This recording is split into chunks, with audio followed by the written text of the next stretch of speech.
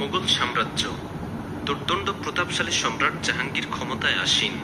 একদিন এক হিন্দু বৃদ্ধা মহিলা সম্রাট জাহাঙ্গীরের দরবারে হাজির হয়ে বলল, জাহাপনা, আমি আপনার কাছে একটি আর্জি নিয়ে এসেছি। আমার ছেলে বর্তমানে যুদ্ধে নিয়োজিত আছে আপনার সেনাবাহিনীর সাথে। বাড়িতে আমার সাথে আমার এক সুন্দরী পুত্রবধূ আছে, এছাড়া আর কেউ নেই। গত কয়েকদিনের ঘটনা, প্রতি রাতে কোনো এক বেয়াদব আমার বাড়িতে হামলা করে আমার পুত্রবধূর সম্ভ্রম কেড়ে নেওয়ার চেষ্টা করে, শেষ মুহূর্তে ব্যর্থ হয়ে ফিরে যেতে বাধ্য হয়। আর আজ রাতে হয়তো সে আমার পুত্রবধূর সম্ভ্রম নষ্ট করেই ছাড়বে।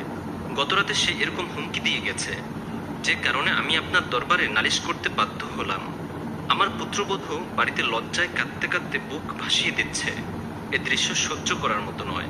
হয় আপনি ওই শয়তানের হাত থেকে আমাদেরকে রক্ষা করুন, নতুবা আজ রাতটা আমাদেরকে নিরাপত্তা দিন। আমরা আগামীকাল আপনার রাজ্য ছেড়ে চলে যাব।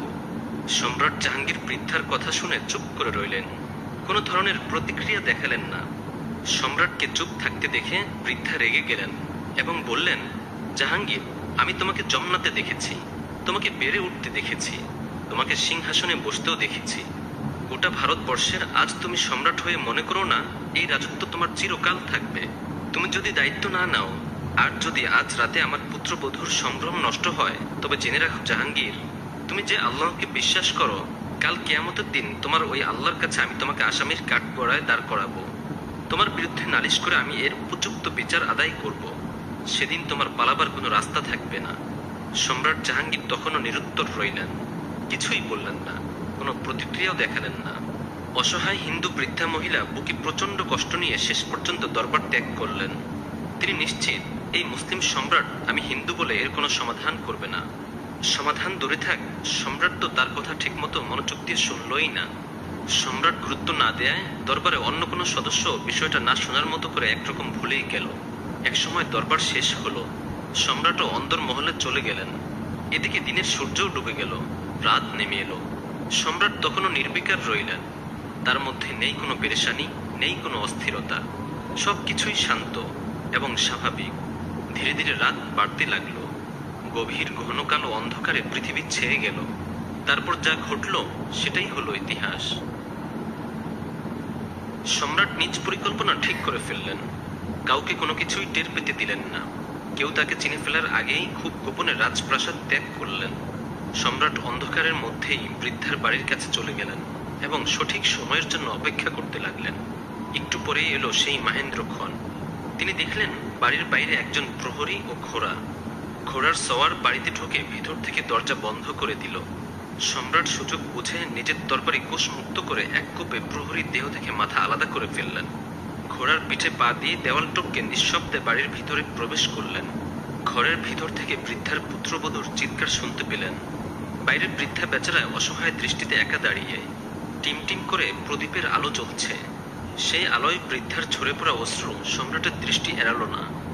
সম্রাট জাহাঙ্গীর বৃদ্ধাকে তাড়াতাড়ি আলো নেভাতে বললেন। এরপর তিনি নিঃশব্দে ঘরে ঢুকলেন। সেই শয়তানটা বৃদ্ধার পুত্রবধূকে জোর করে বাগে আনার চেষ্টা করছে, আর মেয়েটা এদিক সেদিক প্রাণপণে ছুটোছুটি করে পালানোর চেষ্টা করছে।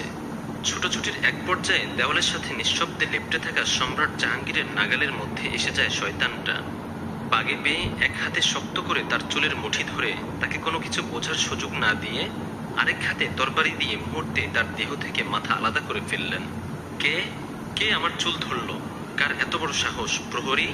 শুধু এইটুকুই ছিল তার শেষ কথা। আর কোনো কথা বলার আগেই কেল্লা ফতে।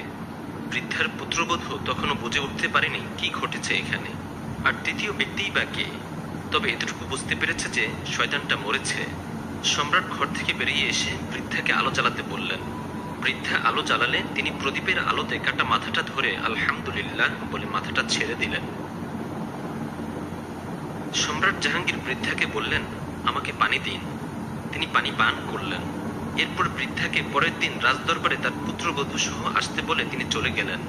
পরের দিন জমজমাট রাজদরবারে হিন্দু বৃদ্ধা তার পুত্রবধূ নিয়ে হাজির হলেন। গতকালের বৃদ্ধা আজকে আবার রাজদরবারে আরেকজনকে নিয়ে আসায় সভাসদগণের উৎসুক দৃষ্টি পড়ল তাদের উপর। সম্রাট জাহাঙ্গীর বললেন, বুড়িমা, তোমাকে কেন আলো নিভাতে বলেছিলাম জানো? বৃদ্ধা বললেন, না। সম্রাট জাহাঙ্গীর বললেন, গতকাল যখন তুমি আমার কাছে নালিশ করেছ, তখন আমার চিন্তা হলো এই কাজ হয়তো আমার যুবক ছেলেই করেছে।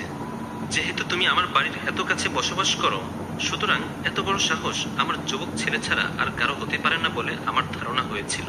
আমি চিন্তা করলাম, যদি আলোর সামনে আমার ছেলেকে দেখি তবে হয়তো আমার মনে দুর্বলতা আসতে পারে, তাতে করে আমি ন্যায় বিচার নাও করতে পারি। এজন্য তোমাকে আলো নেভাতে বলেছিলাম। এরপর অপরাধীকে হত্যা করে আলোতে নিয়ে দেখি সে আমার ছেলে নয়, এজন্য আলহামদুলিল্লাহ বলেছিলাম। আর পানি পান করেছিলাম এই জন্য, যখন তুমি আমাকে বলেছ কিয়ামতের দিন তুমি আমার বিরুদ্ধে নালিশ করবে, তখন থেকে ন্যায় বিচার করতে পারবো কিনা এই চিন্তা আমি কিচ্ছু খাইনি, এমনকি এক ফোঁটা পানিও না। এরপর সম্রাট জাহাঙ্গীর তার মাথার রাজমুকুট খুলে সেই অমুসলিম বৃদ্ধার পায়ের কাছে রেখে বললেন, জেনে রাখো, দিল্লি সম্রাটের এই মুকুটের চাইতে তোমার পুত্রবধূর সম্ভ্রম মুসলিমের কাছে 1000 গুণ বেশি মূল্যবান।